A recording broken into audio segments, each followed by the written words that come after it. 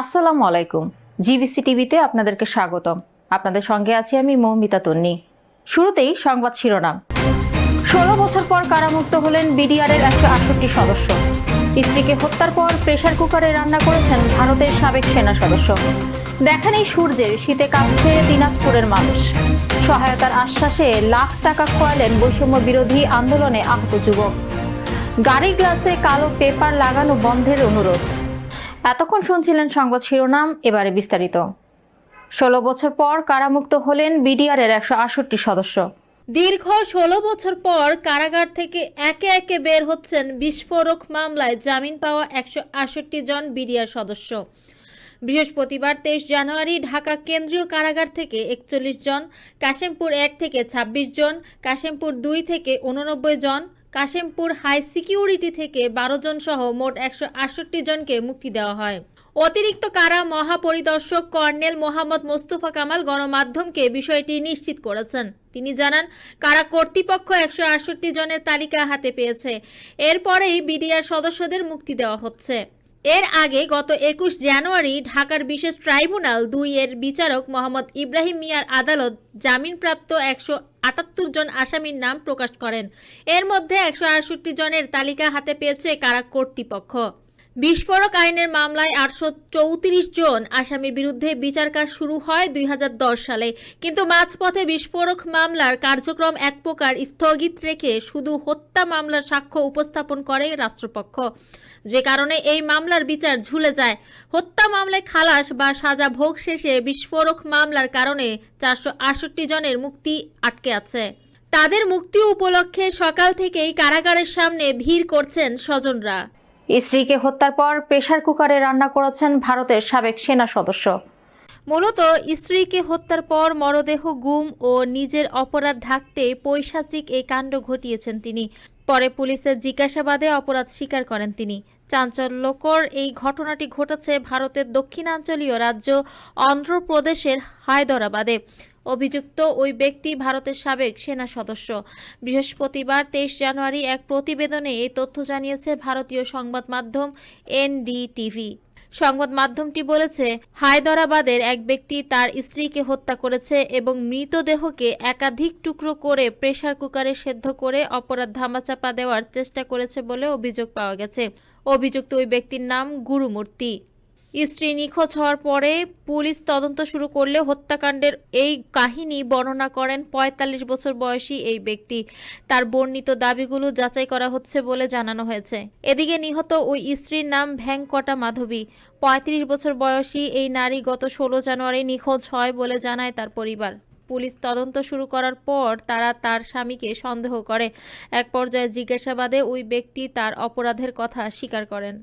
দেখা নেই সূর্যের, শীতে কাঁপছে দিনাজপুরের মানুষ। গত ২ দিন থেকে দেখা মিলছে না সূর্যের। বৃষ্টির মতো ঝরছে শীত আর ঘন কুয়াশার চাদরে ঢাকা পড়েছে এ জেলা। বৃহস্পতিবার ২৩ জানুয়ারি দিনাজপুরের সর্বনিম্ন তাপমাত্রা রেকর্ড করা হয়েছে ১৩.২ ডিগ্রি সেলসিয়াস। গত কয়েকদিন ধরেই উত্তরাঞ্চলের এ জেলাটিতে বেড়েছে শীতের দাপট। ঘন কুয়াশার সঙ্গে হিমেল হাওয়ায় মিলছে না সূর্যের দেখা। জেলার মানুষের জনজীবন কাবু করে দিচ্ছে শীত। সড়ক মহাসড়কে সব ধরনের যানবাহন হেডলাইট জ্বালিয়ে ধীর গতিতে চলাচল করছে। নিতান্তই প্রয়োজন কিংবা জীবিকার তাগিদে ছুটে চলা মানুষের দেখা মিলছে পথে ঘাটে। দিনাজপুর আঞ্চলিক আবহাওয়া অফিসের ভারপ্রাপ্ত কর্মকর্তা তোফাজ্জল হোসেন বলেন, বৃহস্পতিবার সকাল ৬টায় দিনাজপুরের সর্বনিম্ন তাপমাত্রা রেকর্ড করা হয়েছে ১৩.৩ ডিগ্রি সেলসিয়াস।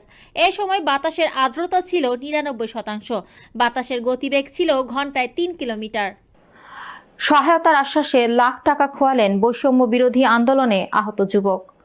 বৈষম্য বিরোধী আন্দোলনে আহত হাসান সিদ্দিক ওরফে মুরাদকে আর্থিক সহায়তা দেওয়ার কথা বলে তার ব্যাংক অ্যাকাউন্ট থেকে ১,১৫,০০০ টাকা নিয়ে গেছে প্রতারক চক্র। এই ঘটনায় গত মঙ্গলবার রাতে ফুলপুর থানায় একটি সাধারণ ডায়েরি জিডি করা হয়েছে। প্রতারণার শিকার হাসান সিদ্দিক ওরফে মুরাদ ফুলপুর পৌরসভার ৯ নম্বর ওয়ার্ডের আমুয়াকান্দা গ্রামের বাসিন্দা। তিনি ঔষধ কোম্পানির বিক্রয় প্রতিনিধি হিসেবে কর্মরত ছিলেন। বৈষম্য বিরোধী আন্দোলন চলাকালে ২০ জুলাই ফুলপুর এলাকায় তার হাতে আঘাত পান। এরপর 2 মাস বেতন দেওয়ার পর তাকে চাকরিচ্যুত করে প্রতিষ্ঠান। এখন বাড়িতেই আছেন হাসান সিদ্দিক।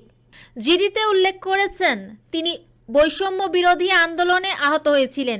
গত 19 জানুয়ারি দুপুর 12:40 দিকে তার মোবাইল ফোনে 3টি অপরিচিত নম্বর থেকে কল আসে। আন্দোলনে আহত হওয়ায় সরকারিভাবে ডাচ বাংলা ব্যাংকের মাধ্যমে আর্থিক সাহায্য দেওয়া হবে বলে তাকে জানানো হয়। ফুলপুর থানার ওসি আব্দুল হাদি বলেন, বিষয়টি নিয়ে থানায় একটি জিডি করা হয়েছে। পুলিশ তদন্ত শুরু করেছে। অপরাধী চক্র দ্রুতই আইনের আওতায় আসবে। কেউ যেন এ ধরনের প্রতারণার শিকার না হন সেজন্য সবাইকে সতর্ক থাকতে বলেন তিনি। গাড়ির গ্লাসে কালো পেপার লাগানো বন্ধের অনুরোধ করেছেন ডিএমপি। ঢাকা মহানগরীতে চলাচলকারী যানবাহনের গ্লাসে কালো পেপার লাগানো বন্ধ করা ও উচ্চমাত্রায় হর্ন ব্যবহার না করতে গণবিজ্ঞপ্তি দিয়েছে ঢাকা মহানগর পুলিশ ডিএমপি। বুধবার 23 জানুয়ারি ডিএমপি কমিশনার শেখ মোহাম্মদ সাজ্জাদ আলী স্বাক্ষরিত এই গণবিজ্ঞপ্তি জারি করা হয়। গণবিজ্ঞপ্তিতে বলা হয়েছে, রাজধানীতে চলাচলকারী কিছু যানবাহনের গ্লাসে কালো পেপার লাগানো থাকে। সড়ক পরিবহন আইন 2018 এর ধারা 40 এর বিধান অনুসরণ করে গাড়িতে কালো পেপার লাগানো থেকে বিরত থাকার জন্য এবং কালো পেপার লাগানো থাকলে তা খুলে ফেলার জন্য অনুরোধ করা যাচ্ছে।